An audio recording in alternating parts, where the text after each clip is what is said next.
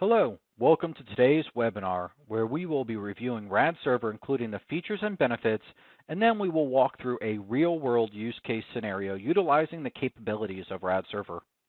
My name is Brandon Schopp, and I am the Senior Director of Products, and I will be joined today on the call from David I. and Jim from the Technical Evangelist team, Serena and Marco from the Product team, and Al and Powell from the Technical Sales Engineering team. RAD Server provides enterprise-class functionality without breaking the bank like other offerings in the space do. Leveraging either Delphi or C++, you can build and deploy your backend services and expose them via REST endpoints for your application to connect and interact with, even if they are written with our product or not. As an example, if your application is written in C#, C++, or even Node.js, if it can interact with REST, then RAD Server can work for you. We have broken this down into three areas: REST endpoint publishing, integration middleware, and application services, each of which we'll walk through in more detail. As you know, building a full-featured, multi-tiered application is very involved and encompasses many different pieces. RAD Server makes this task easy by providing out-of-the-box and easy-to-use capabilities. You start by originally creating the application itself. You then need to integrate with the backend server via API endpoints, as well as integrate it into further backend services like databases or IoT devices. Next, typically you're going to add your application services, including adding users and user permissioning. You then deploy and manage your application on an ongoing basis. The REST JSON endpoint creation enables RAD Server to work with almost any application technology. Control who can access what functionality and which APIs quickly and easily with user access controls, including the ability to integrate with LDAP. View usage tracking and analytics of endpoint API usage to better understand how your end users are using your application and which part of the application are the most heavily utilized. With our FireDeck technology, quickly and easily connect to most databases, including commercial offerings from Oracle and Microsoft, to open source offerings such as PostgreSQL. Easily integrate and snap in other products you may utilize for cloud storage from Amazon, for example, social media like Twitter or Facebook, or backend as a service providers from Google, Amazon, Facebook, Kinvey, Parse, and others. If your use case requires the need for interaction with IoT devices, then RAD Server has you covered as well. RAD Server also provides key functionality and services to power your applications. For example, push-based notifications and user and group management are quick and easy features to leverage. We also provide our award-winning Interbase database for built-in and secure storage. With our beacon fence technology, we can support proximity awareness use cases to track user movement whether they are indoors or outdoors, and following as they enter and exit beacon zones. So RAD Server encompasses multiple products and technologies to enable turnkey application servers. This includes our EMS technology, Beacon Fence for proximity location awareness, ThingConnect for IoT, as well as ThingPoint for IoT. So for those of you familiar with our EMS product that we have previously offered, you could see a table down below which lists out side by side what are the differences between RAD Server and EMS. And the big things that you'll notice here is, one is the price point is before at $99 a user, which is still the same with RAD Server, but we now have $5,000 for unlimited users for a single site as well as multi-site offerings. And the fact that the IoT and location proximity are included in RAD Server. So going forward, the EMS product itself is essentially deprecated. It is now folded into RAD Server. If you're interested in trying the product yourself, how do I get a trial? So RAD Studio 10.1 Berlin offers a 30-day trial which has a 5-user limitation and is for test deployments only, and that is available today. If you wanted to, you can contact your partner or sales representative with Embarcadero, and we also offer longer evaluation options. We have one that is available for 90 days and can be deployed for production, but the server must be restarted every 12 hours. Most folks have been to a department store. If you're from the United States, you likely have been to a Walmart or a Target, and if you're outside of the United States, there are other stores similar that have departments for things like groceries, toys, clothing, etc. In this webinar, we wanted to walk through a retail real-world use case scenario using RAD Server. In this scenario, the retailer provides consumer-targeted mobile apps for shopping, but also interacting with customers as they navigate throughout the store. Utilizing interactive end-cap displays as shown on the right, along with IoT technologies and beacons to personalize their shopping experience. Push notifications allow for in-store coupons that consumers can leverage during their shopping trip. This is a quick overview of the architecture and vision for the retail demo we've put together for RAD Server. There's two parts to this. There's the RAD Server itself, which is the back end, and then we have the FireMonkey multi-device client application, which the customer will use on the front end. It'll run on either iOS or Android, and actually could run on Windows or OS X as well, but they're not quite as portable. So when the customer fires up the application, the first thing they're going to do is log on. And this is going to validate their credentials against the EMS database. Now, you could use an external validation system, whatever system you have in place that you want to validate your customers against, or you could just assign your customers a unique ID, and then the customer never has to mess with the username and password. It just validates them automatically when they connect. So there's lots of options available to you for how you want to validate your customers. Once the customer is validated, though, the application will request specials for the store that they're at from the RAD server. The RAD server will pull these details from a separate database that contains information about the retail store. While using the application has a beacon fence map embedded in it. In this case, we're using a hard-coded map, but that map could easily be downloaded when the user connects to include updates to reflect changes in the store, or if the user is visiting a store they've never visited before and that was perhaps created after the app was released. That can be downloaded dynamically. So now the user could use this as a map of the store to help them find things, to navigate the store, find the products they're looking for. But also what we're going to demonstrate here is that as the user enters different zones, so different departments in the store, we will send a notification from the client application to the RAD server, letting the server know what zone they've entered. And then that will give the server an opportunity to respond by sending down specials for the zone that they're in. And also, in some zones, we're going to have a light that's going to come on to alert the customer to a special offer. So as the customer enters the zone, when they get near this light, it's going to come on so that they can see what fantastic offer we have available for them. The lights can actually be turned on from the client application, and that's because we're hosting the server in the cloud, and it would require a VPN connection from the cloud down to the client application, or down to the local IoT devices in order to do that. Could have been possible, but our IT department didn't want to put that together this quick. Another option as well would have been to set up a local server that could then relay the information via another connection going outgoing. But again, for simplicity's sake, we're just going to activate it via the client application, which you may want to do in your situation as well. So lots of options for how this is going to work, but this is one example here. So the light's going to kick on, and then after either an elapsed timeout or when the customer leaves the sale zone, the light will turn off because we want to have it ready to turn on again when the next customer arrives. Another feature we added is for the customer to have the ability to scan a barcode or to search for products by SKU or text.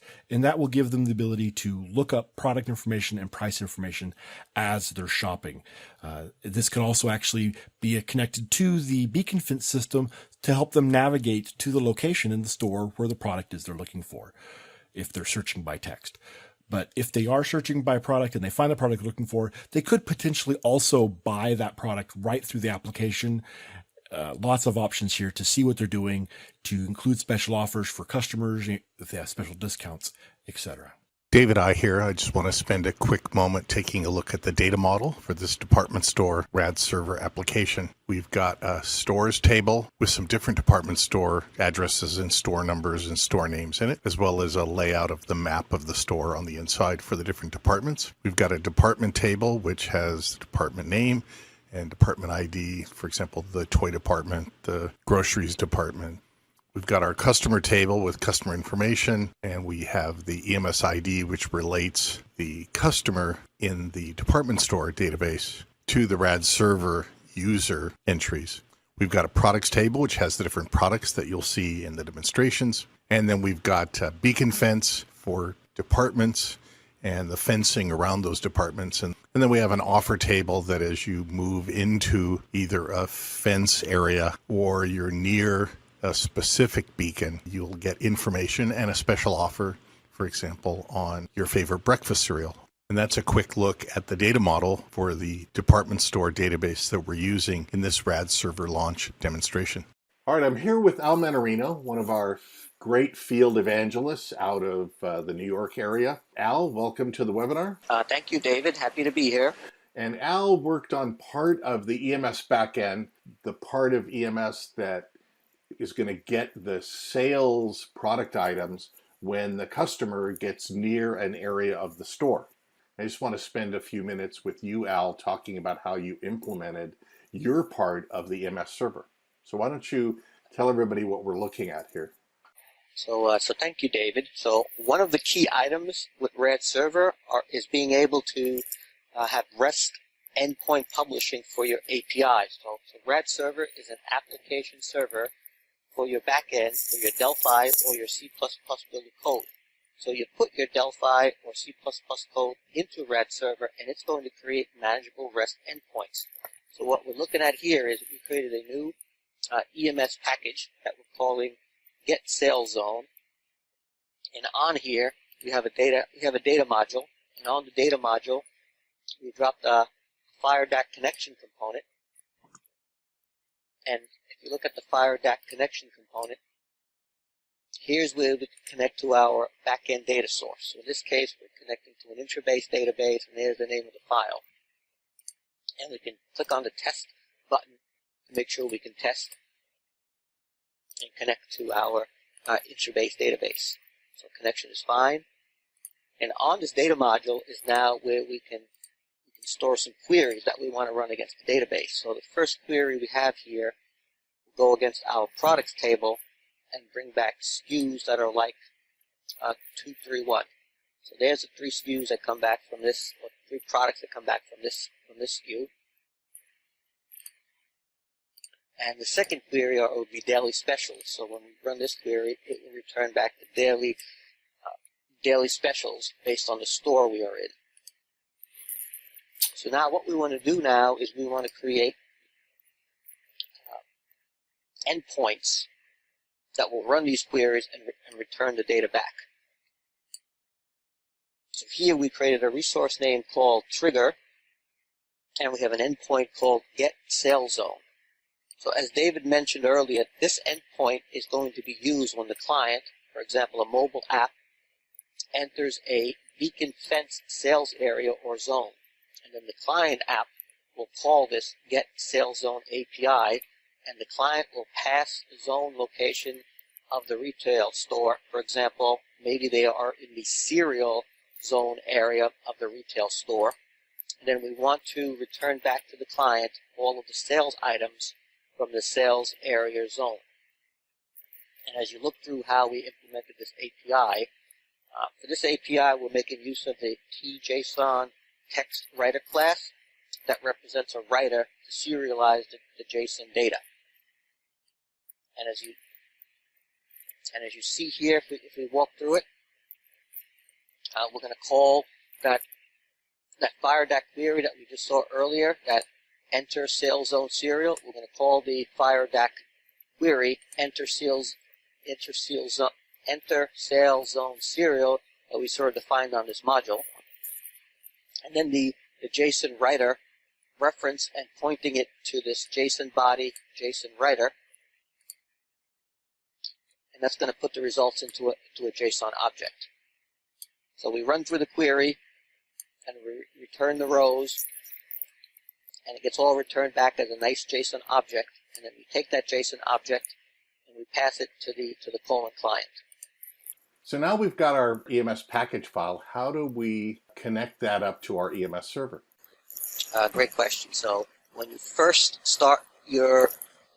create your EMS server, there's an EMS server.ini file that gets created, and there's a section in there that allows you to load these individual packages into the EMS server. So here's the get sales zone BIPL package DLL file that we created, and here's how you load it. So then other folks can create their own REST APIs and create their own packages, and you'll add them to this list. And then as EMS starts, all of these packages with all of these REST API endpoints will get loaded inside of EMS server. Let's go here and start the EMS dev server we're using for development, right, Al? And then we have a production server as well? That's correct. So EMS, as you see here, is either a Windows 32-bit or a Windows 64-bit application, and you start it up from command line.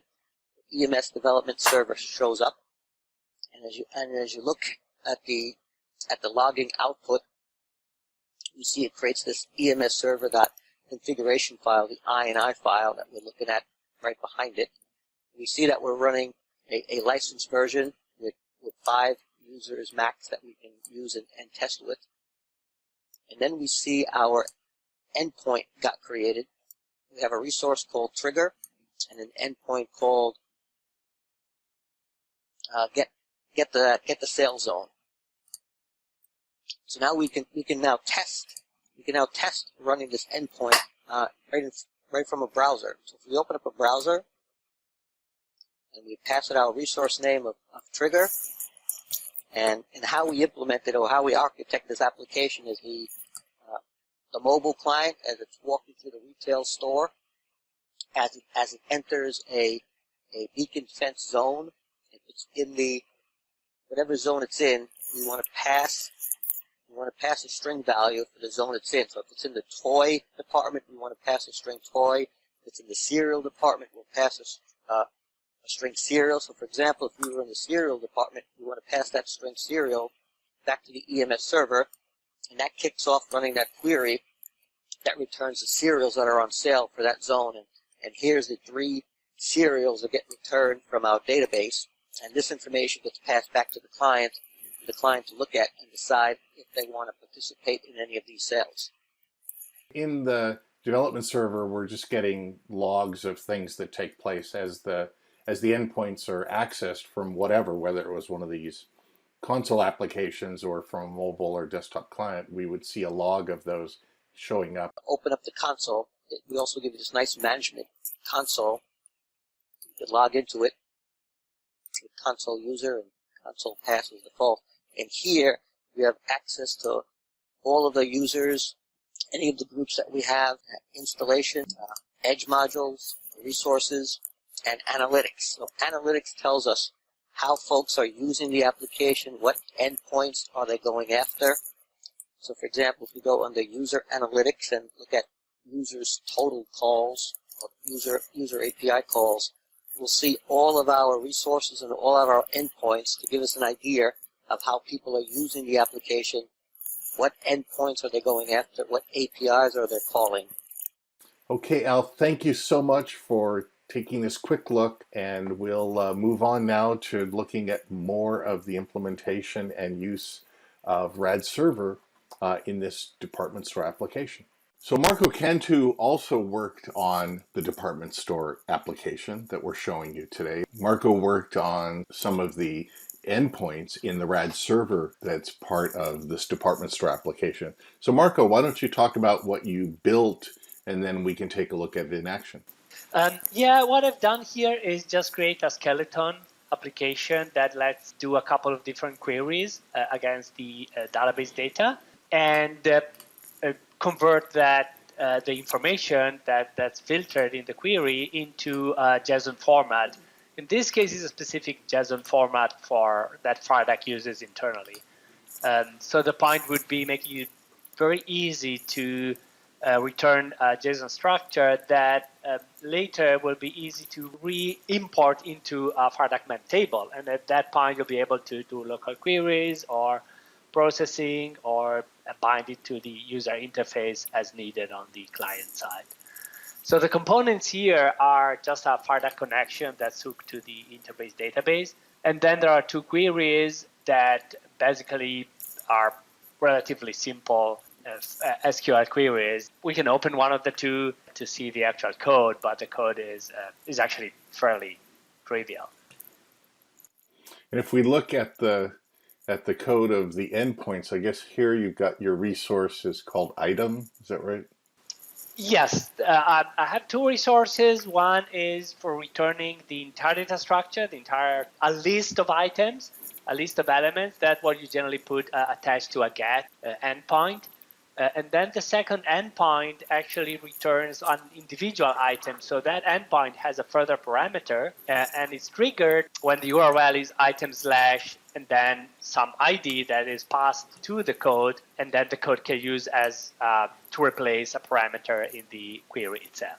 Basically, for each individual item in the database table, you are mapping to one specific URL from the client. So the client calling the URL, passing the item ID, and then gets returned. And then the code does a very simple streaming of the content of the query into JSON format and returns it.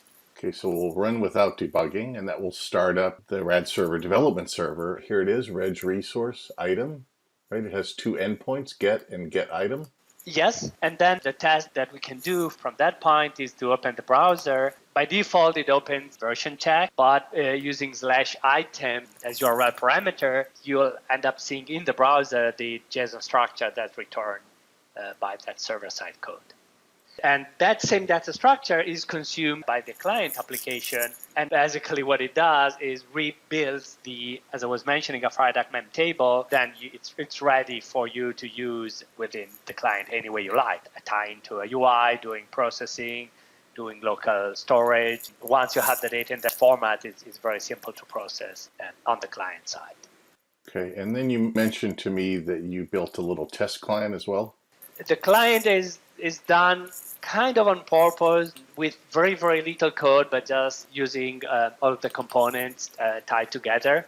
And again, of course, in the real world scenarios, you might want to add extra code and extra information to customize.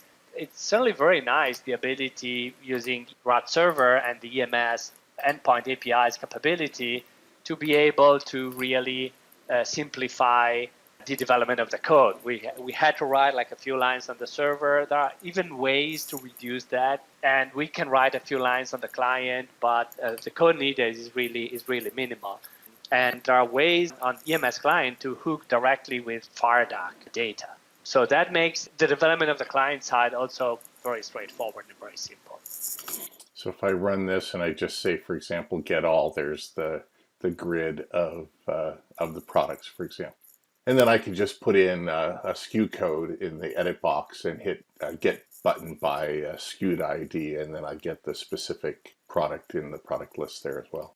Marco, over here on the client side, it's not much special to say about this, right? You just take the edit box of the get by ID. Yeah, you pass it as a resource suffix that basically means the following element of the URL, so item / and that element that gets properly encoded, and then you execute the REST call. The information you get back on the client, if you look at the first button one click, that in that case I'm using a FireDAC client, a specific FireDAC EMS client, so it's completely hooked automatically. There's no extra code. In the second case, I'm using a regular REST request and REST response. So the REST response, I need to grab the content, which is a stream, and load that stream manually, with one line, into the FDMEM table. So in the first case, you can connect all of the components and have the same behavior automatic, or you can just write that single line of code, which is the reverse of what we have written on the server. The server was take this query, save it to a stream, and here is load the stream into a mem table. So it's exactly symmetric code. Well, thank you very much, Marco, for taking us through the EMS endpoints that you built into the department store app and how this client can use the power of FireDAC and the power of talking to RAD Server to present a user interface. Okay, thanks. Now, Serena DuPont is going to show you the user interface and the design of the user experience. So take it away, Serena.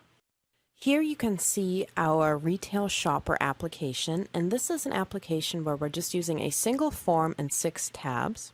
So you can see we have a tab control that is aligned to the client, and it has 6 tabs. Now we're using the tab position none option, and this allows us to use each of the tabs as a view, so to speak. And in this case, we have a home screen, which is a very common UI paradigm that you see in retail applications because it puts all the focus on one area within the application, making it really easy for customers to find their way around. So for example, here, all the focus is on 4 key functions that you want the shopper to focus on. The ability to search for items, the ability to scan items, find in-store deals, and also view special offers. In addition, there's also the ability to log into the application. So we have a tab control with tab position set to none, which you can see here with the 6 dots at the bottom. Each of these dots presents one of the 6 tabs. So this is the first tab, is the home screen tab. The second tab is our in-store deals tab, and this presents deals close to your aisles. So it's going to show you deals that are available close to your location within the store. It will show the particular discounts, for example, 30% off, and it will show the distance to that particular item. The third tab allows you to search by product name or SKU. So this is another common scenario we've probably all run into. You're in a store, you pick up an item, and you can't find a price tag. So search by product name or SKU allows you to easily search for that item by product name or by entering a SKU number, and then it will return the price for that particular item to you. Now, tab number 4 allows you to search by barcode. So this enables you to pick up the item that you're interested in, scan its barcode, and it's going to return the product name and the product price for that particular item. Tab number 5 shows you all the special offers in the store, so it's going to return a product name and a price. And then tab number 6 is our login tab. So this application assumes that you're logged in, and this is the login tab, which is also linked from the home screen as well. So each of the tabs are linked from the home screen, and that includes the login. So if you have a look here, we have a login button, and we just have set up an on-click event that brings up the login tab, sets that login tab to active. And as I mentioned, the application assumes that the user has logged in, and then will return different offers to them based on their location in store, allows them to view all the deals in the store, allows them to scan an item using its barcode, or enter information about the item and return pricing based on that using the search functionality. You could also easily use the T-Multi-View control, for example, to add a slide-in drawer to this if you wanted to have options like account settings, past purchases, shopping history, other deals you might be interested in, etc. You could easily add the T-Multi-View control to present a slide-in drawer. It's another common UI paradigm, specifically in mobile applications. So another thing that we did here is we set a custom color for this tab form. So we went to the form itself and then selected fill color, and we chose a custom color. So this is the yellow color fill that you're seeing here.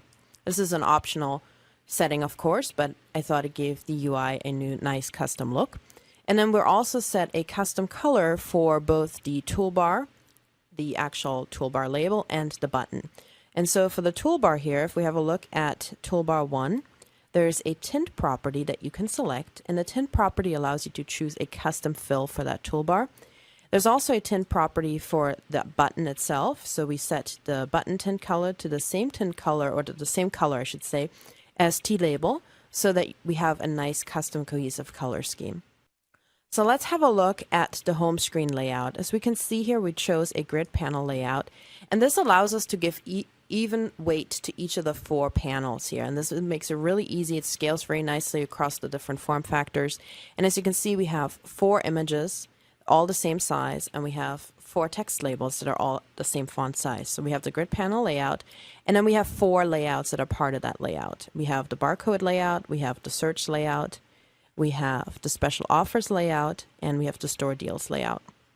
And if you have a look here at the control collection, we have 4 different grid panel sections. We have column 0, column span 1 is the search panel. Then we have column 1, column span 1 is the barcode. And then we have column 0 here. If we have a look, column 0, column span 1, which is the in-store deals. And then we have our special offers for the last column. And if we have a look here at the column collection, you can see that we set the value to 50%. So each of the columns takes up the same amount of space. So this allows you to create a really nice grid pattern for a home screen layout using the grid panel and using additional layouts as well. So let's have a look at the second tab. So here deals close to our aisles. So some of the things that we've done here is we've set a custom color scheme. We have the top aligned toolbar. Then we have another toolbar. So let me show you here. We have the list header toolbar with 3 items. We have 3 labels: the product name label, the discount label, and the distance. And then we're using a list view control. And we've customized the list view control. So we have a look here at our item appearance. We're showing the detail, which in this case is the discount, the text, which is in this case the product name. And then on a button, we're going to show the distance to that item. And one of the things that we've done is we've color matched the text that represents the product name, the text that represents the discount, and also the text that represents the distance to that item, so that it has a very nice cohesive look. So if we have a look here at text, we've matched it to royal blue, which is also the custom color that we chose for the product name. For detail, we've switched it to crimson, which is a shade of red, and we've done the same for the header toolbar label here, etc. Now let's have a look at tab 3. So tab 3 allows us to search by product name or SKU. It's also using a list view control. So if we have a look at some of the settings here that we've selected, in our search list view, we're using the image list item right button. This allows us to show a photograph or an image of that particular item within the store, plus the item name, and then we can also show the pricing as well. In this case, we've set a custom height for the item, for each item, so we have more space for it. And we've also selected to use the built-in search functionality as well. So here we have the ability to easily search within the list by enabling search always on top and search visible. We also have the option to switch between control type styled and control type platform. So if you select control type equals platform, then on iOS for T-List View, the control is going to be rendered by the underlying operating system, and on Android it's going to be rendered by FireMonkey's GPU-driven rendering. Now let's go to tab item 4. This is our product barcode. We've set up an area here that represents the barcode scanner, and we'll see that in just a little bit. And then we also have, for tab 5, we have just the same color that we're using throughout all of the different lists that represents the product name. So you can see here on tab 5, we're using the same royal blue as we're using on tab 2. So this is, again, just a subtle way of showing the user that they're easily able to identify things like product name, discount, etc. by keeping the color patterns the same.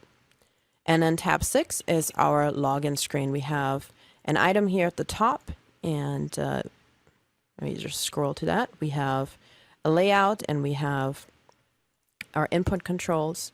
And as you can see here with the input controls, we also have set a text prompt to indicate to the user what they're supposed to do. So the first field is the username field, and then the second field is the password field, and then they can log in. Now we've also set up custom views for each of these. So we have set up, for example, a view for an iPhone 4.7 inch.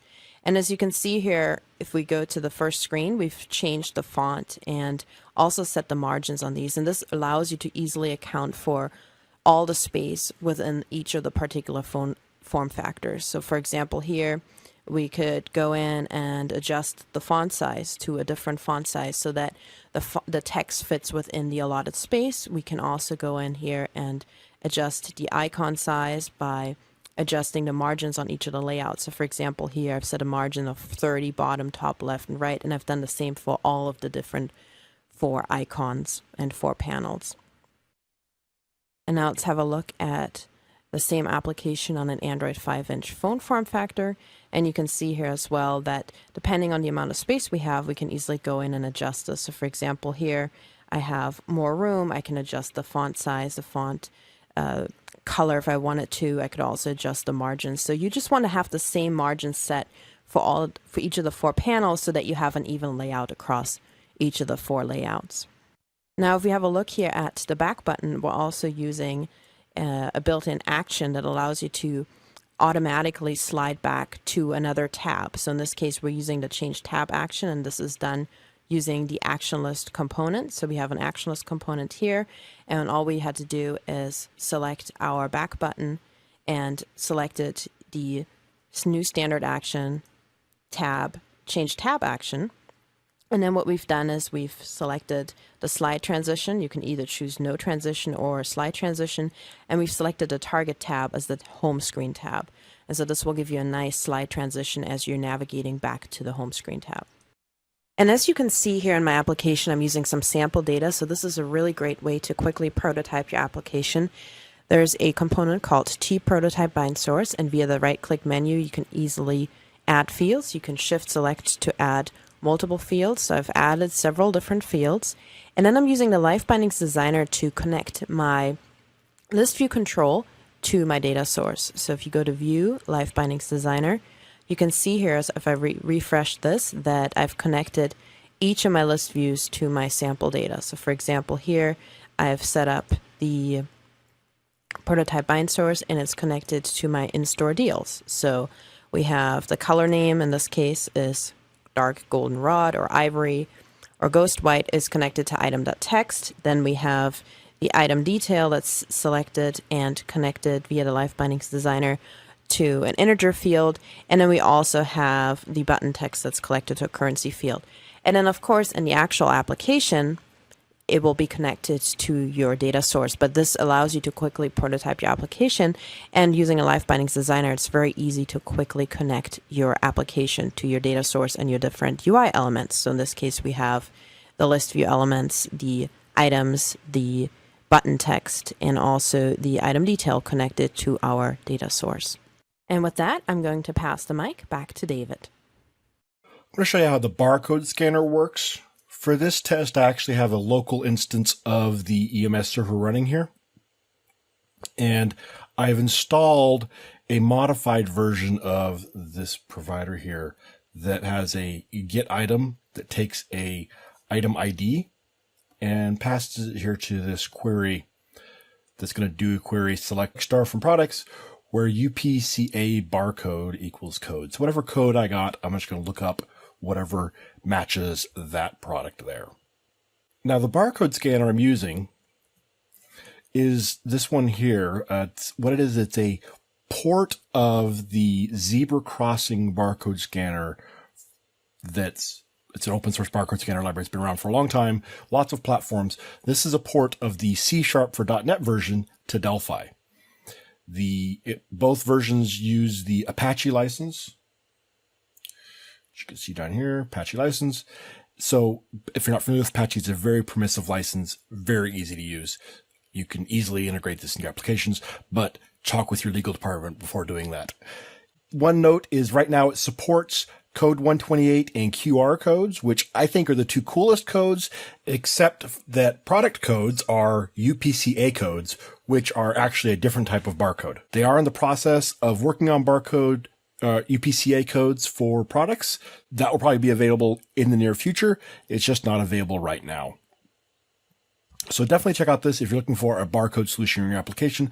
The great thing is it's all native Delphi code. So in my application here, I just use the camera component and I'm going to scan with that camera component, just like if you use the camera component anywhere else. You're going to use that and it's going to have the sample buffer ready. And we're going to call get image using the thread synchronize here. And so this line here is exactly the same. We're just grabbing that buffer image, putting in the bitmap on the form, which if we go back here to our design surface, go to our scan tabs. Let me hide these other icons here. We're just going to replace this image here with whatever the current scan is. And then we take that bitmap and we pass it right here to our scan manager. So the scan manager is the object we create from the barcode scanning library in order to see if there's a barcode. And it's going to go through and scan that. And if we get a result set, then here we're going to take that read result and pass it to this add item routine, which is just going to pull out the information from that result set. Actually, we'll go jump to that here. And it's going to call, this is the EMS service, get by ID, which I just showed you. It's going to pass in that ID, which is the barcode, and get back the name and the price. And then it's going to construct a list box item to display that information to the user. So I can show you the implementation of the call here in the client application. And we see here all it is doing is using the backend endpoint, sending it the ID, executing it. Then we just take that stream, pull it apart, and we get the product name and sale price out of it. And we set those in the return. Make sure they'll only receive one record back. If not, then we set the result set to false, saying either I got 0 or more than 1, neither of which should have happened, and return that error. So there's not a whole lot of really complex code here. It's pretty straightforward, pretty easy to work with, I think. Most of the code relating to the barcode scanning I actually got from the sample application, and most of that I recognized as coming from the camera component application that we ship. So not rocket science here. If you've worked with the camera component, you can work with this barcode scanner. So let's take a look at the barcode scanner here in action. Here it is running on my Android phone. And I'm going to hit barcode scanner here. Now there you go. It scanned the barcode. The first barcode, I just have some paper here with the barcodes on it. These are 128C barcodes, which are numeric only 128s. So they're narrower. They're not as big. So they're about the size of a UPC code. But like I said, soon we'll have UPC code support in there, I'm pretty sure. So there we go. We scan that first barcode. We'll scan the next barcode here. We've got the Barbie Careers Chef doll and the HP Office Jet printer ink package. Honey Nut Cheerios. And Frito Scoops. Is it scanning this? There we go. Sometimes it's like boom, boom, boom. Other times it's like, oh, didn't quite get it. But if you move it in and out a little bit, usually gets it. So we see it's got the Frito Scoops. And now we'll do the Barbie's Career Pilot doll. So there we go. This works great. It works even better on QR codes. These barcodes here are 1 pixel width. And I found that I had to have the torch on, the light on the back, which is pretty easy to do with the camera component. So I don't know if you can tell that the light's on there, but it is. If you don't go with the 1 pixel width barcodes, or if you go with the 2 pixel width barcodes, which is this one here is, then you can do that without the light, but that's a pretty wide barcode. So if you want to get the 1 pixel width barcodes, which is a pretty small barcode, then you need to have the torch on, or make sure you have really good light. So there we go. I got 2 of them there in that one. Anyway, very cool, easy to use barcode scanner. It's going to grab this information, send it to the RAD server, collect the data back for the customer, and display it to them here. So I could easily add like the ability to swipe to purchase on one of these items or something like that. There's lots of cool stuff you could do once you've got this. So this just really gives you that great interactivity with your customers. David, I here again. I just want to show you a quick look at the part of the application that uses the department store fencing and also connects to the smart switch to turn the light on when the customer enters their favorite zone. And in this case, when they enter the breakfast cereal zone of the groceries department. So we have our user interface that can run on iOS and Android. And we've got a couple custom views there. We could use the master view as well. We've got a beacon fence component, and we've got the Vera AOTech smart switch component, which we'll use to turn on and off the light when we enter the breakfast cereal zone. Taking a look at the beacon fence map, we've got 4 different beacons that define our department, and we define the GUIDs and the major and minor values and the location, XY displacement of those beacons inside of the whole map. This is the map of the department store. We've got the toy zone, we've got a household goods area, and we've got a cereal area. And then we've got some path nodes. So as the customer walks around the department store, they can be guided to different zones or areas that they're interested in. And then on the beacon fence map, we set different properties, fencing option, map options, for example, to color the beacons to highlight where we are inside of the beacon fence. And then we've got the particle filter, which lets us calculate where we are inside of the beacon fence as far as location is concerned. Two of the events that we have hooked in this case, one is on zone enter and one is on zone exit. So if we enter the zone, first thing we're going to do is just see if we're in the serial zone. And if we are, we're going to use the Vera AOTech smart switch. We're going to set the switch on property to 1, which will turn the light on. And then when we exit the zone, we're going to set the switch on property to 0, which will turn the light off. The rest of the code here will go into in a deeper dive later in June. And this code shows what's happening as we walk through with our iPhone app or our Android app. What happens is we're walking around the store, and we can even be guided along different paths. And now let's take a look at the demo in action using the beacon fencing and the thing point, thing connect components that are part of RAD Server.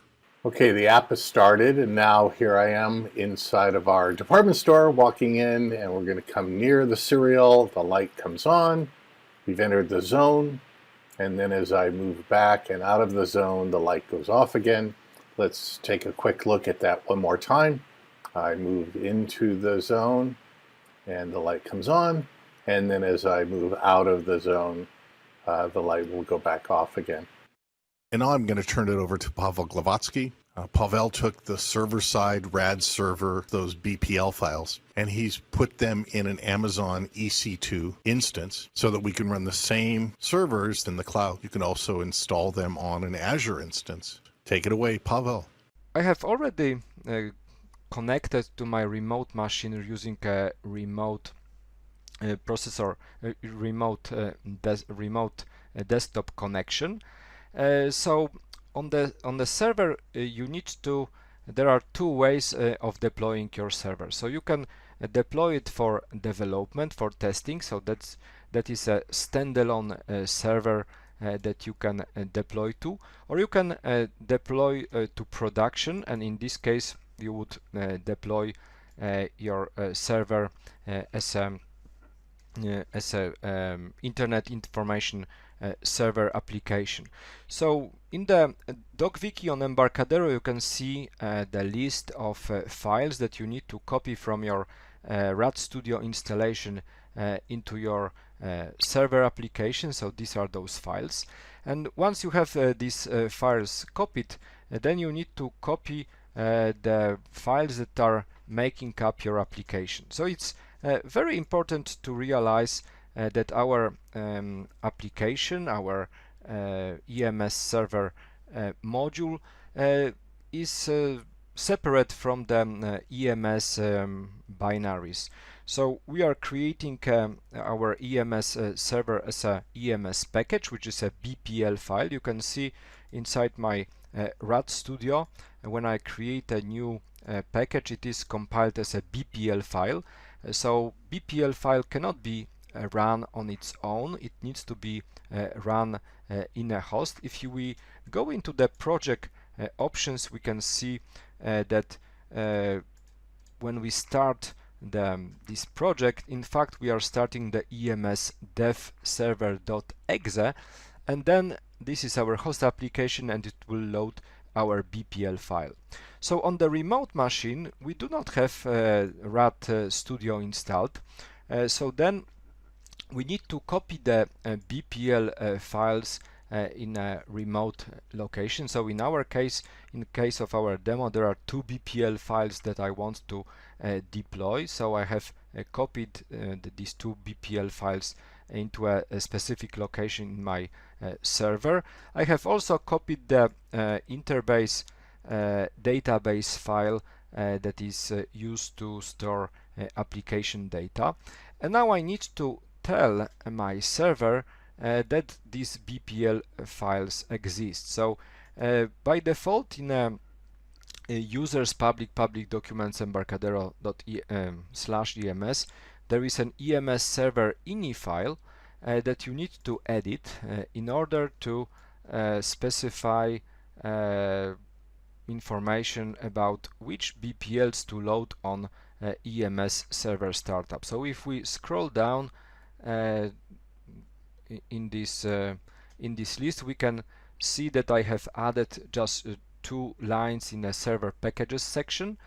So this tells our server to load our packages. So if I now restart the EMS server, and the EMS server, I have created a shortcut for it.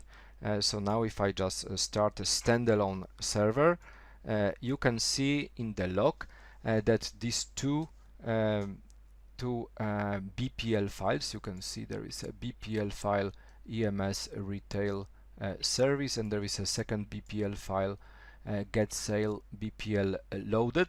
So these two files are loaded, and our EMS server is waiting for incoming connection. So we can actually try out if this server is visible from outside of this remote machine. I can just go into my browser and just use one of the endpoints that are built in, so you can see that I can see my EMS service running and waiting for incoming connections.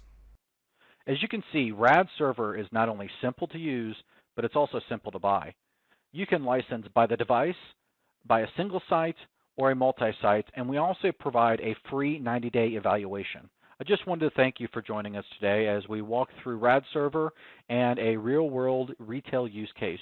Okay, David, I here with members of the team. Brandon, this is, I think, for you. There have been several questions about our use of the term EMS versus RAD server. So why don't you give everybody again a quick overview of what RAD server is and the fact that it uses the EMS technology as well as other technologies underneath it. I've also put the links to the RAD server product page in the chat window as well as in the Q&A log. And let's see, somebody wanted the pricing is on the RAD server page. For some reason, Brandon, I can't unmute you and I can't promote you to an organizer. So if one of the other panelists, if you're there, anyone else, Al, Jim, anyone? Al. David, can you hear me? I do, but I was getting lonely over here because nobody else was chiming in. So again, in some cases when we're referring to the technology, we'll say EMS. For example, the EMS development console. But RAD server is the complete package of everything that comes together and the pricing that's related to it. So so that's probably the simplest way to put it. You can use all or parts of the pieces that are included in RAD server. If you don't want to use beacons and beacon fence, don't use it. Don't deploy it. If you want to deploy your RAD server application inside your firewall on your own servers, you can do that. If you want to deploy it on Amazon, like Pavel showed, you can do that. So it's your choice, the pieces you want. How do you get it? If you have the RAD Studio 10.1 Berlin Enterprise or Architect Edition, then you have all the pieces and parts that you need. Some you'll, for example, the IoT or beacon fence, you grab through tools, tools get it package manager in the IDE and install those pieces and then deploy them. All of the bits are there. You get 5 user licenses for doing development and testing. It's only when you want to deploy that you can choose the pricing that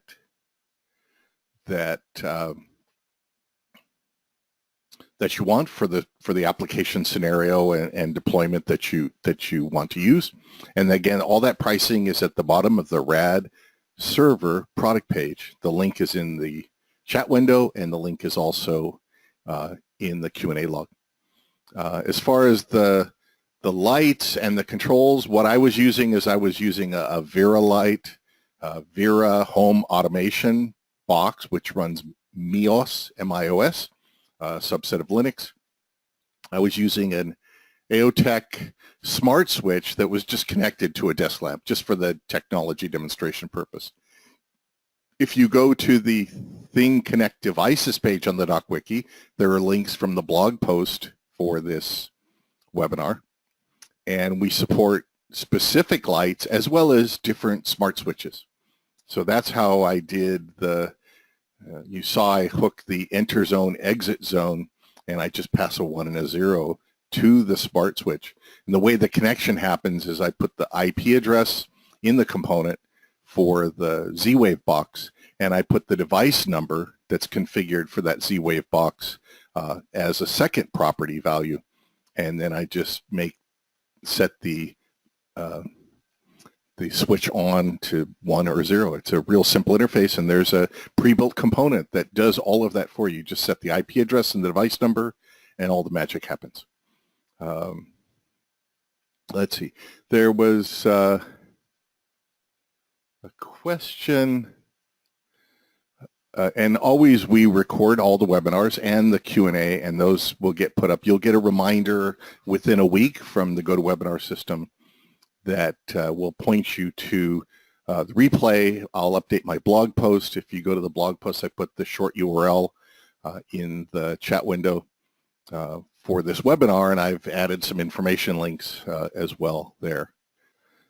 All right. Anybody see anything else that we haven't covered in these questions? Yeah, there was the question about if you want to deploy RAD server application inside of your lab for testing, then if you have enterprise or architect, you have up to 5 users for testing.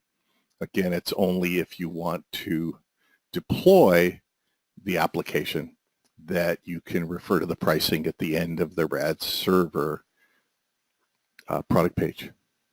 There's a question about Windows Phone apps. We currently support Android and iOS smartphones and tablets. You can also call endpoints in RAD Server from Windows and OS X desktops. You can, or from console application, and they could be console, VCL, or FireMonkey desktop applications. They could be written in other languages. The endpoints and RAD Server is completely REST-based. REST and JSON, so as long as you have a client application written in Python, Ruby, Java, C#, JavaScript, or you're using some other languages and or frameworks, if you can make a REST call and pass parameters in the REST call and get JSON packets back, you can connect. It's a great way to take your existing C++ builder and Delphi code that you might have in a DataSnap server or a REST server, or just inside of your applications. You want to package that up and put it into the logic of the different edge points, endpoints. Then you can have other clients do that. So, for example, a Windows Phone we're not currently supporting, but you could build a small Windows Phone app in C# and call the endpoints that are in your RAD server application. Yeah, Brandon, for some reason I cannot get you unmuted, so you have to try on your end. I can't do it unless somebody else can. All right, let me scroll down to some other ones. Does the EMS server, or does the EMS, the endpoints really need to be built with the same version of Delphi? RAD server requires that you build with 10.1 Berlin and later. That's stated on the RAD server product page at the bottom. So you need at least to start with 10.1. And then as far as your implementation is concerned, you saw in the demo, I think it was in Al's at least, and maybe Marco's, that when you start up the EMS development server or the EMS production server, the first thing it'll do when you say click open browser, it'll make a REST call into the RAD server application to give you the version. So you can put version-based code in your clients that talk to the endpoints. And if you have different endpoints in different versions of your RAD server, then you can do your own versioning support, but you can get the version that we're running, that your RAD server application is built with, by just going to the IP address in the port and putting /version, and you'll get that version information. RAD server versus DataSnap server, the advantages: in RAD server, everything is provided for you. User management, push notifications, device management, analytics of the backend, storage of the users, and also configuration implementation. In DataSnap, you have to build everything yourself, right? We give you a framework, you build your server classes, you build in your interfaces, you do your own versioning, you do your own user management, you do your own device management, and so on. So the difference is RAD server comes with everything you need to build a complete REST-based, stateless, highly scalable server-side application. In DataSnap, you have to do the work yourself. And if you already have Berlin, then built into Berlin Enterprise and Architect is all the pieces and parts plus the 5-user license that you need. So there's no RAD server trial. The Berlin trial, or the product you have for Berlin Enterprise and Architect, the trial is the Architect Edition, comes with all the DLLs and all the console applications and pieces that you need to be able to do development and testing. So you have it all if you have 10.1 Berlin Enterprise and Architect. You can put your RAD server production environment into a production environment. You need to contact our sales office and or reselling partners and get licenses for production. And again, based on the pricing that you see on the screen and your discussions with our sales team and our reselling partners, you can configure the licenses you need to put into your deployment so that you can move your RAD server 5-user test development license, make that into a production system. Okay. So again, the pricing, if you're doing development, you get 5 users. Once you're going to deploy your RAD server, take a look at the deployment pricing, contact our sales office, and you'll see what the pricing is. So you can choose the type of pricing and licenses that you need. If you want to take advantage of all of the new capabilities in RAD server, you need 10.1 Berlin Enterprise or Architect Edition. So if you're on Seattle, you need to upgrade to Berlin, get on update subscription, and you'll get all of the pieces and parts that you saw today. And also, we're on June 16th. That's a Thursday. We'll do an even deeper dive showing all the deployment parts, all the files you need, all of the bits that you need to move. Will Linux be supported? Yes, it's on our roadmap for later this year. So you could take a RAD server application built running on IIS on Windows, you'd recompile it for Linux server, and then you would deploy it to a Linux box. There's been several questions about the demo application. We're still working on the demo application, and we're going to be working on it for the next month. So on June 16th, a Thursday, you'll get reminder emails about the follow-on deeper dive. That will be the complete application, all totally integrated together with some additional functionality on the RAD server side, and we will then package up and give you that complete database and project source code application. So academic versions of Enterprise and Architect, again, all of the bits are there, but you need to, for deployment, you need to contact our sales office or resellers. Is Apache server supported? Not currently. We've tested on IIS. When we get to Linux, we'll also certify Apache server both on Windows and Linux. So for now, we've certified and tested on Microsoft IIS currently.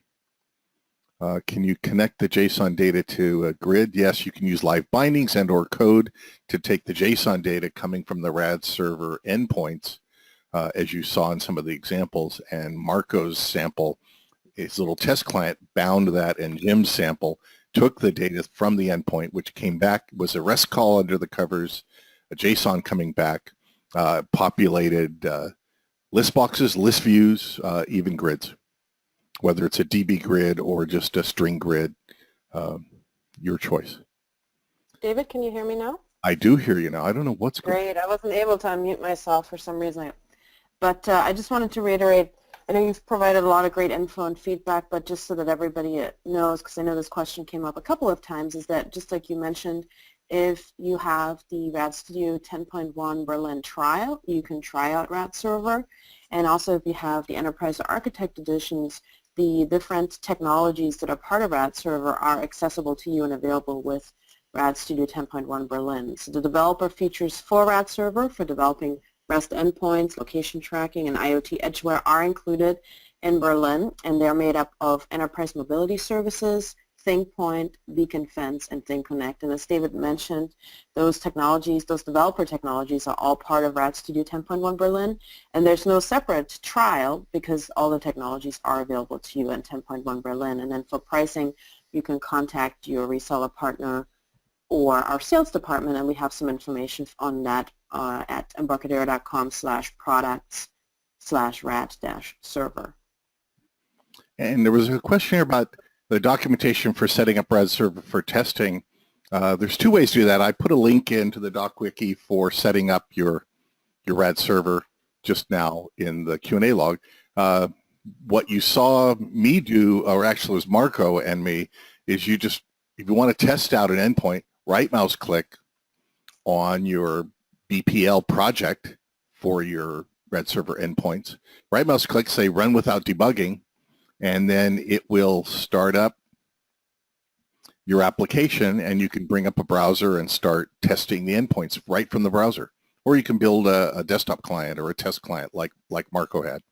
So that's as simple as it is. Now, there's some other parts, and Al covered that. There's a config INI file, if you want to, where you can set up additional information, your push notification, information for Google Cloud Messaging and Apple Push Notification Service. You can set up the multiple package files if you've segregated. For example, we had two different package files. Al did some of the endpoint work. Marco did some other of the endpoint work.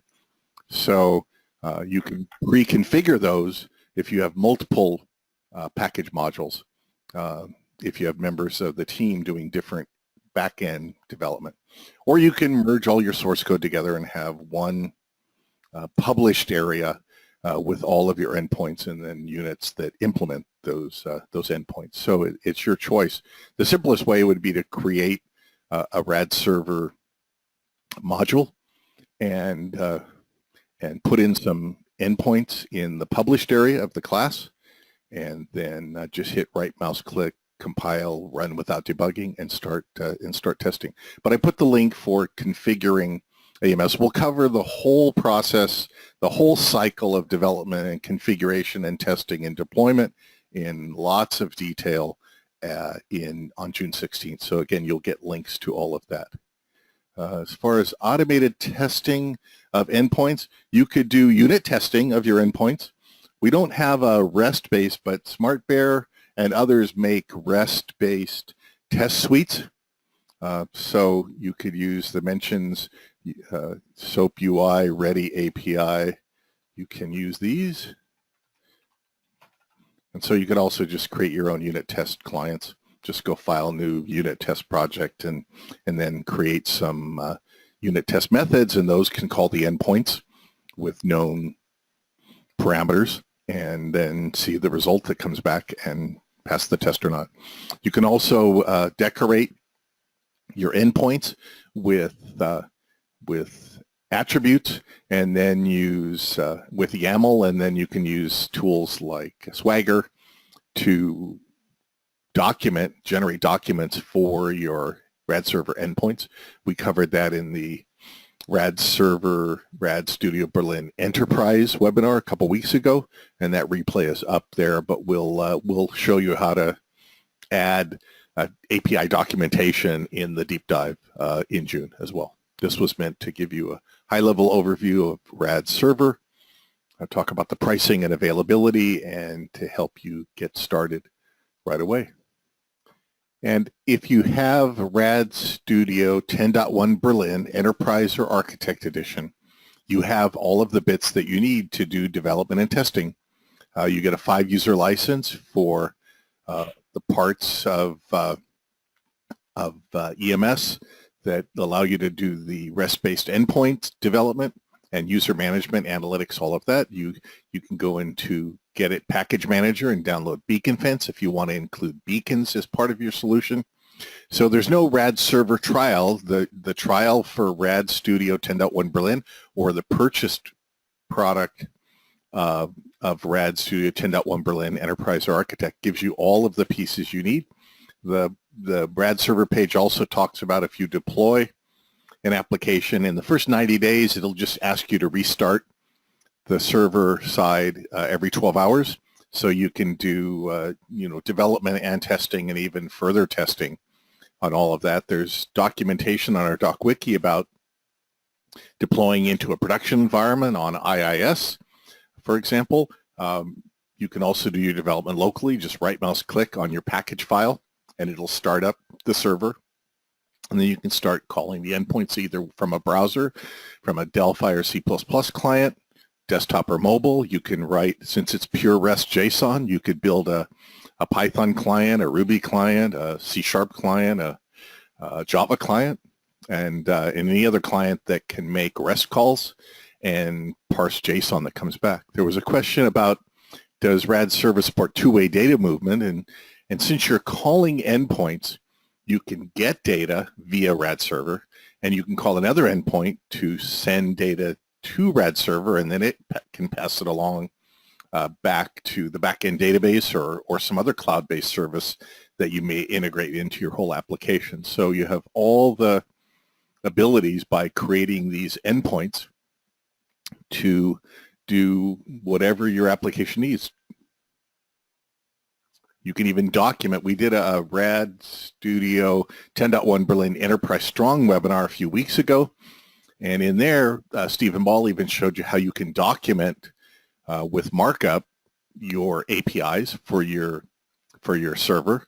And then you can generate documentation using tools like Swagger and so on. So there's all of those capabilities to build a great RAD server backend software application and integrate it to your databases, integrate it to your services, your servers, and deploy it wherever you want. Pavel showed you copy some package files and your server side over into an Amazon EC2 instance, so you can run it on your own server inside your firewall. You could create a global virtual network on a cloud service and then have everything integrated. So all of that is part of what you have if you have 10.1 Berlin. Let's see. There were some questions. Jim, I think the questions, and it was great. It's great to have Stefan Nyland on the call. I think he was saying he was looking for others to help extend the Barcode software, right, Jim? Yeah, so the Barcode software, as I mentioned, just has the UPC, or I'm sorry, not UPC, but the Code 128 and QR code support right now.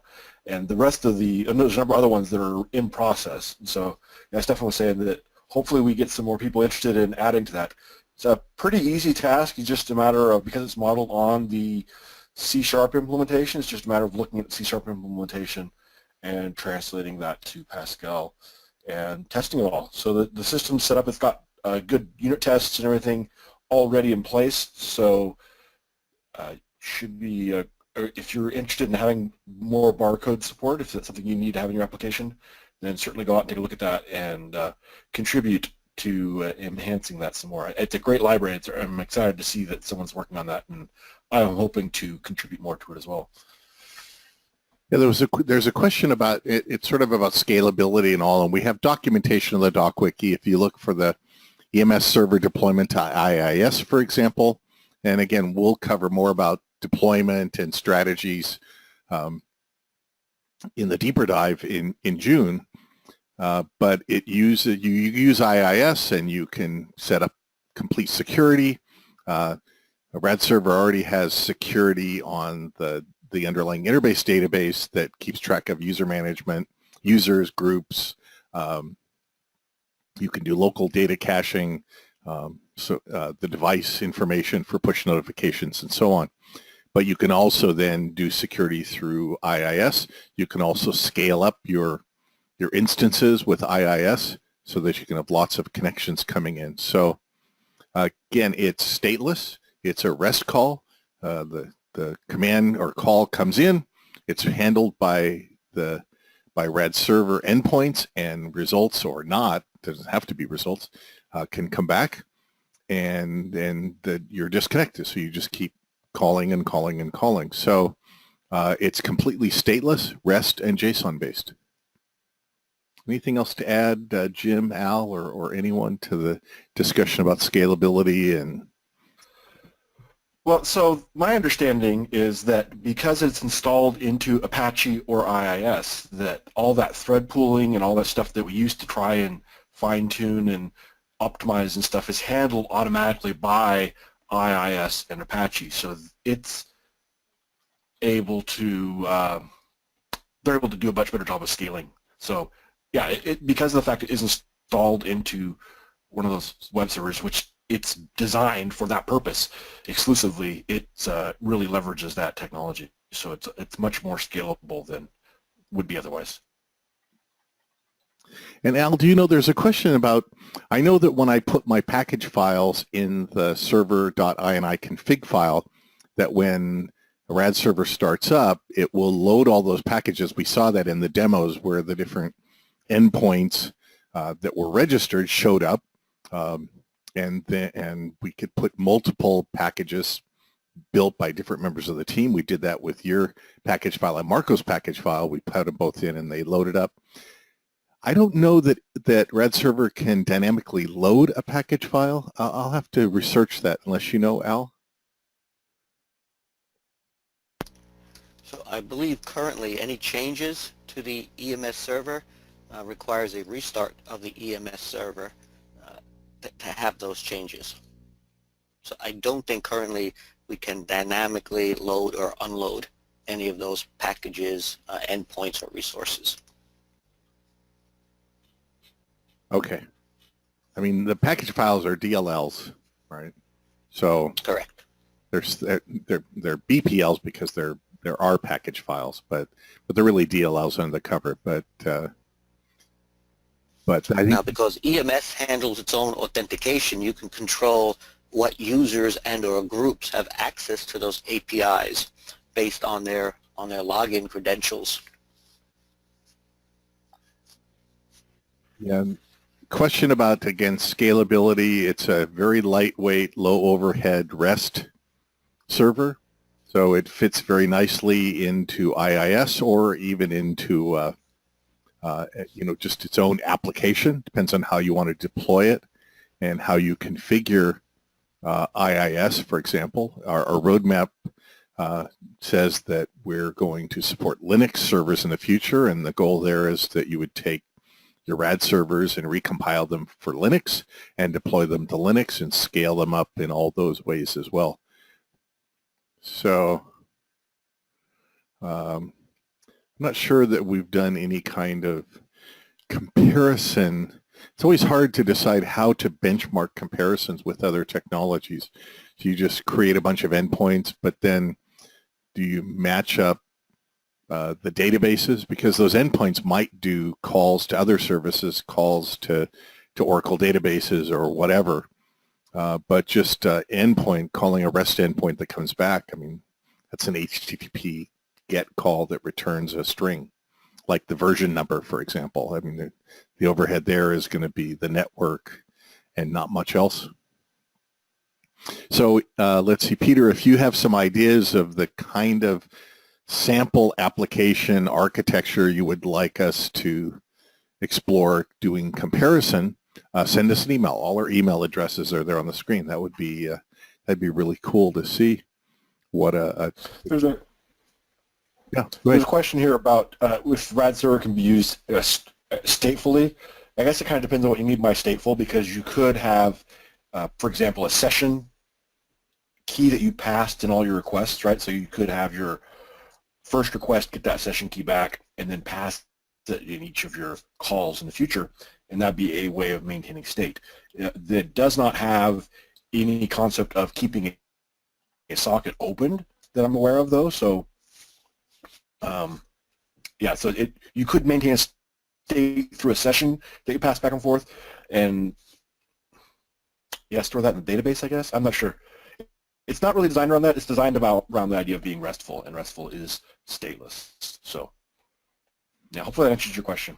Yeah, you can always pass tokens, but then you're just doing it yourself.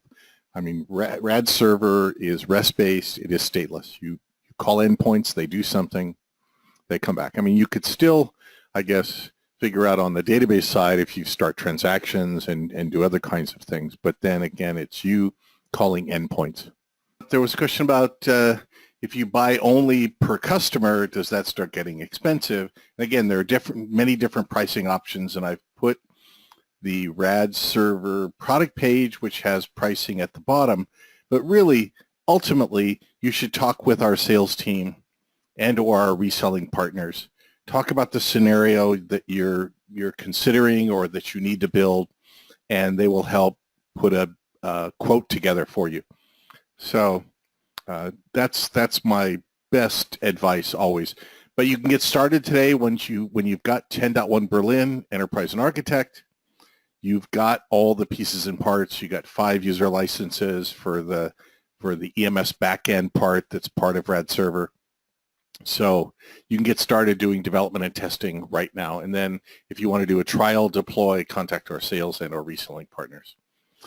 Great question here that I had to type and actually talk with Michael Swindell about what is the difference between single site and multi-site as it relates to RAD Server. So I'm gonna say this very slowly, and I put the text, several parts of text in the answer area, and I'm gonna put this into the blog post. I've put the short URL to the blog post in the chat window. You can click on that and bookmark it. I'm gonna be adding additional information there. This is David I again, by the way, even though it says Embarcadero webinars. I put the link to the RAD Server product page in the chat window and a few other links for ThingPoint, ThingConnect devices. Those are there. Those links are also in the blog post. And the replay will be put in the blog post, that link, and it'll appear on the Embarcadero YouTube channel, as always. So let me read this carefully about single versus multi-site. So single site is a single server instance in one location, meaning IP address. Server backend can have multiple endpoints, multiple package files, even redundant endpoints. Multi-site is servers in multiple locations, typically an ISP type deployment across multiple customer sites, multiple servers. Most work groups for small enterprises, small businesses, will be single site. Clients can be connecting from either internal or external to that single site, per server, not per app, because it's a service-based backend. There's not really the concept of a single app. As you saw, we were putting in Marco and Al worked on different parts of the whole solution. So a package file is not equal to an app in that case. It's just a BPL file, right? So basically, single site equals single server, but can have multiple endpoint modules. Multi-site is multiple servers in different locations. In a single location, once multiple separate servers for backends, in other words, different user databases, etc., are running on different hardware, for example, they would have multiple single site licenses. But that's not going to be typical. 99% of the time, Multi-site will be used by ISVs and OEMs and VARs deploying solutions for multiple customers. 99% of the time, a single site license for RAD Server will be for an internal use small enterprise, small business, or maybe a larger work group. Per device is good for ISVs that deploy solutions with only a couple of users and devices per location. So if you're building, a small business app for 3 users, 3 devices, then the per device might be a better choice. And you can, again, talk to our sales team and resellers, or just do the spreadsheet calculation yourself to decide what type of application, what type of licensing you need. But please, you can get started today, and again, contact our sales team and resellers. And we're going to put more information up on the RAD server side, and I'll put these notes up on my blog post as well. Now, there was a question along the way about, okay, RAD server has all these different pieces and parts in it, but what if I don't need some of the parts? Let's say I don't need beacon fence, or I don't use beacons. So again, regarding RAD server and beacon fence, you don't have to use beacon fence. You can decide you just want all the other functionality that's included in RAD server. Analytics, user and group management, authentication, multiple endpoints, edge points. You may not even want to connect to an IoT device. That's fine. You can also decide then to build your own REST server from scratch, or build your own system up from all the classes and functionality that come with DataSnap.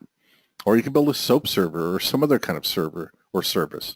So that's really up to you, and you have to make your own decision for the functionality you need that RAD server provides out of the box, pre-built for you. You want to spend that time building it all yourself, building your own analytics, building your own user management, building your own device management, building your own push backend, and so on. Or do you want to have it all built and assembled for you, and that's what RAD server is. There was a question about RAD server and beacon fence. In a single site license beacon fence, that equals a single location. There's no limit to the size or area or the number of beacons.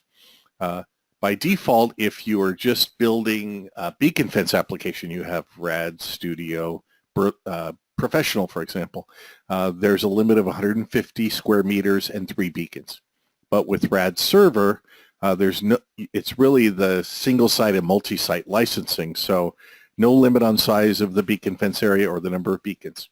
In per device, the customer is paying per client device. So again, no limit to the size or number of beacons. And since it's per device, if you choose that pricing, then you can also use it on multiple locations. In multi-site, there's no limit to beacon fence size or number of beacons. And in any case with multi-site, you're going to negotiate those terms with our sales team and or our reselling partners. So I tried to go slow. Maybe I sped up because it's been a long day. But I hope the text that I put in, even though it's got some typos, helps explain some of that. And I will also take the notes and clean them up and put them in the blog post. For those of you who've upgraded from Seattle to 10.1 Berlin, you've got all the pieces and parts that make up all the functionality you have for RAD server. And again, you can start developing and testing today. There's no separate trial you have to buy or anything else. Having Enterprise or Architect RAD Studio 10.1 Berlin gives you 5 user license for doing development and testing. So you have everything you need in the product already. Let's see. Okay, we took care of that. How well does it scale? This is the often asked question about just about any software architecture. Depends on the type of application you're building, but in this case, I can give you some general guidance. And then if you want to send us an email, all our emails are up there, and propose a certain scenario. How many clients connected, how much database access, what database it is, Oracle, Microsoft interface or whatever, how many SQL transactions are going to take place and so on, then we could probably come up with a number for a typical application scenario like that. At the base level, it's a REST call. It's a stateless REST call. So it's going to be HTTP network speed to an endpoint. Whatever that endpoint needs to do, if all it's going to do is return the date and time, pretty fast, right? It's an HTTP GET request and the JSON coming back and some code that unwraps the JSON back to what you need to have done. So in that respect, that's your time. Now, if you deploy into IIS, there's lots of capabilities in IIS for dealing with multiple connections, security, encryption, all of those kinds of things. So again, when I think about it, it's you're making a REST call. So figure out the time of the REST call for your network and how much data you're requesting that has to come back as the response in JSON. You know, you don't want to send back 1,000,000 rows, right? Or maybe you do, and you've got light speed or better network speed. So it's easy to calculate what goes on. When you're going to authenticate a user, that's a REST call, some authentication code, maybe going out to an external database, and then sending yes or no back that the user is authenticated. How long does that take? Again, it's an HTTP REST call. So there's documentation about IIS production support. That's in the doc wiki. I've got those links in the blog post. So get to the blog post and it has notes. I'm going to take all the questions that came up in the 3 different times today and put some of those common questions and answers in the blog post as well. But if you have very specific detailed questions, all the email address, do a screen grab right now. You know, all the email addresses are there on the screen. So you can send us emails, we'll research it, and so on. Again, how to benchmark something like this? Well, give us a scenario of how big is the database?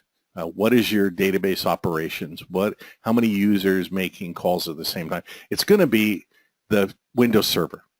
How many simultaneous HTTP requests can come into a Windows Server or multiple Windows servers, right? With load balancing and failover and so on, right? Okay. So the scaling is based on the hardware, the memory, Windows Server, really, and then what your application needs to do. So Paul, if that doesn't give you some guidance, then send me an email, david@embarcadero.com. Tell me a typical scenario for you, and we'll set up and talk about it on the follow-on webinar, which will be on June 16th. Maybe we'll set up a configuration that you talk about and fire off a bunch of simulated clients hitting, an IIS Microsoft server sitting in Amazon or sitting on one of our hardware boxes.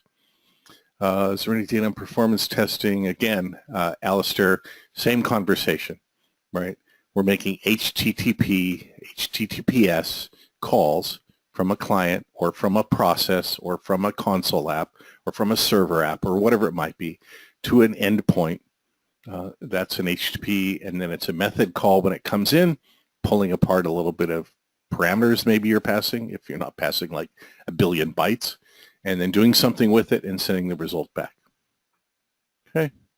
And again, we talk about some of the scaling and security factors as it relates to IIS. It's really more researching what IIS can do and how IIS itself scales when results are coming in. RAD Server, you can put it on Azure, you can put it on Rackspace, anything currently that will run a Windows server.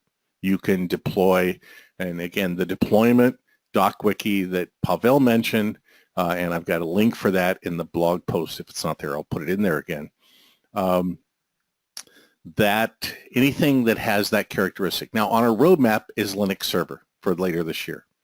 So then you would take your package files, your RAD Server package files, and you would recompile them, and then you could also deploy the same solution out to Linux servers or a mix of Windows and Linux servers. Let's see. The server uses any library. The server is using EMS functionality under the covers. It's using Beacon Fence runtime library under the covers. It's using IoT RTL. It's using FireDAC under the covers. So it doesn't use any of part of DataSnap.